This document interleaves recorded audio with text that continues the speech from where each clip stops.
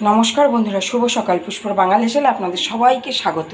আজ আমি বানিয়ে দেখাবো পটল চিংড়ি, সম্পূর্ণ পেঁয়াজ রসুন ছাড়া। কি দিয়ে বানাবো চলুন সেই মশলাটাই আগে রেডি করি। এখানে কিছুটা গোবিন্দভোগ চাল নিয়েছি, গোটা তেজপাতা, গোটা গরম মশলা আর সাদা জিরে নিয়েছি, শুকনো খোলা, এগুলো একসাথে ভেজে নেব। মশলাটা দেখুন বন্ধুরা, খুব সুন্দরভাবে ভাজা হয়ে গেছে। এমনভাবে ভাজতে হবে পুড়বেও না আবার ভাজাও হয়ে যাবে। এবার দিয়ে দেবো কড়াইতে পরিমাণ মতন তেল। তেলটা খুব ভালোভাবে গরম হয়ে গেছে। এখানে ফোড়ন দেবো জিরে আর তেজপাতা। এবার দিয়ে দেবো সবার প্রথমে আমি পটলটা, এর উপরে 1 চিমটে হলুদ আর অল্প পরিমাণে লবণ দিয়ে দিলাম। আমি শুকনো থাকতে আমি এই মশলাটা গুঁড়ো করে দেবো। দেখুন পটলটা হাফ ভাজা হয়ে গেছে। এবার দিয়ে দেবো আলুর টুকরোগুলো। দেখুন পটল আলুটা খুব সুন্দরভাবে ভাজা হয়ে গেছে। মাঝখানে তেলটা ফাঁকা করে নিয়েছি।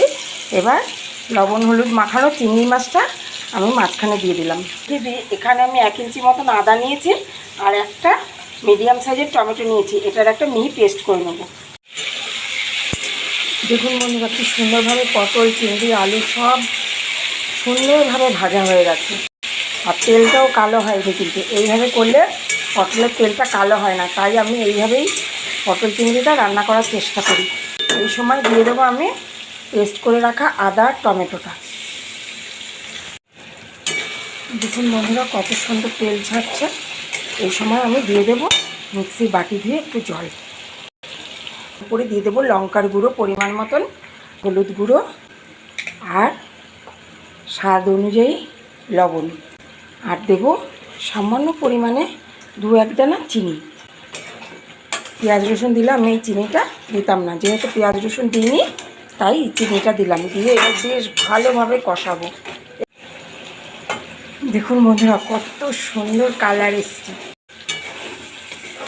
তেল ছেড়ে দিয়েছে, ভালোভাবে একদম কষানো হয়ে গেছে। সুন্দর গন্ধ বেরোচ্ছে। এখনই কি বলবো আপনাদেরকে, প্রায় সিদ্ধ হয়ে এসছে, কষানোও হয়ে গেছে। অল্প পরিমাণে আমি জল দিলাম। দেখুন বন্ধুরা, কি সুন্দর হয়েছে। ঠিক এই সময় ভেজে রাখা মশলাটা পরিমাণ মতন দেবো, খুব বেশি দেবো না, যতটা ভেজেছি ততটা লাগবে না। আর দিয়ে দেবো ওপর থেকে অল্প পরিমাণে ঘি। আর এই ভাজা মশলা দিয়ে পটল চিংড়ি বানিয়ে অবশ্যই একদিন খেয়ে দেখবেন কেমন লাগে। একদম রান্না রেডি হয়ে গেছে আমাদের পটল চিংড়ি, সম্পূর্ণ পেঁয়াজ রসুন ছাড়া। বন্ধুরা, পরিবেশনের জন্য একদম রেডি হয়ে গেছে আমাদের পেঁয়াজ রসুন ছাড়া পটল চিংড়ি। এইভাবে বানিয়ে গরম গরম ভাত, রুটি, পরোটা সব কিছুর সাথে পরিবেশন করুন। ভালো থাকবেন, সুস্থ থাকবেন, দেখতে থাকবেন পুষ্পর বাঙাল হেসেল। ফিরে আসছি পরের ভিডিওতে।